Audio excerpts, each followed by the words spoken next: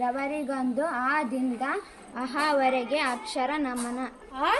ಅಲಹಾಬಾದಿನಲ್ಲಿ Jawahar ನೆಹರೂರವರು 1889 November 14ರಂದು ಜನಿಸಿದರು.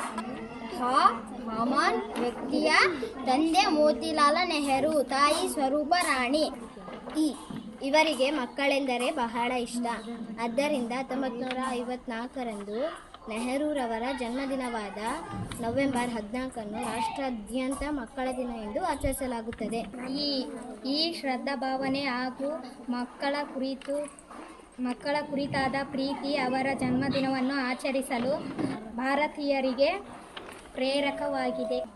ಉದಯೋನ್ಮುಖ ರಾಷ್ಟ್ರವನ್ನು ವಿಶ್ವಶಕ್ತಿಯನ್ನಾಗಿ ಪರಿವರ್ತಿಸಲು ತಾಳಪಾಯ ಹಾಕುವ ಉತ್ತಮ ನಾಯಕರಾಗಿದ್ದರು ಮತ್ತು ಭಾರತದ ಪ್ರಪ್ರಥಮ ಪ್ರಧಾನಿಯಾಗಿದ್ದರು. ಊರು ಕೇರಿ ಎನ್ನದೇ ದೇಶಕ್ಕಾಗಿ ದುಡಿದ ಮಹಾನ್ ಹೋರಾಟಗಾರರು.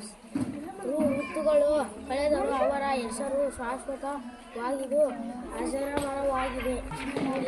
ಎಂದೆಂದಿಗೂ ನೆಹರೂರವರು ಗಾಂಧೀಜಿಯವರ ಮಾರ್ಗದರ್ಶನವನ್ನು ಬಿಡಲಿಲ್ಲ.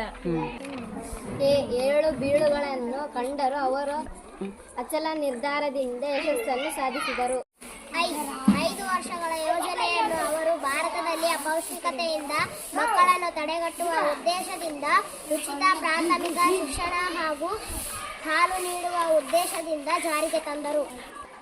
ಒಬ್ಬ ಮಹಾನ್ ಸ್ವಾತಂತ್ರ್ಯ ಹೋರಾಟಗಾರರು ಅಲ್ಲದೆ ಅವರು ಉತ್ತಮ ಬರಹಗಾರರು ಆಗಿದ್ದು ಹಲವಾರು ಗ್ರಂಥಗಳನ್ನು ಬರೆದಿದ್ದರು.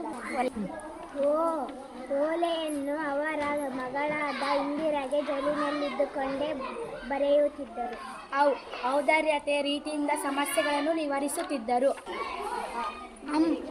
ಅಂದು ಅವರು ಮಾಡಿದ ಯೋಜನೆಗಳು ಇಂದು ನಮಗೆ ದಾರಿದೀಪಗಳಾಗಿವೆ. ಅಹ ಎಂದು ಮಕ್ಕಳೊಂದಿಗೆ ಆಟವಾಡಿ ಸಂತೋಷ ಪಡುತ್ತಿದ್ದರು.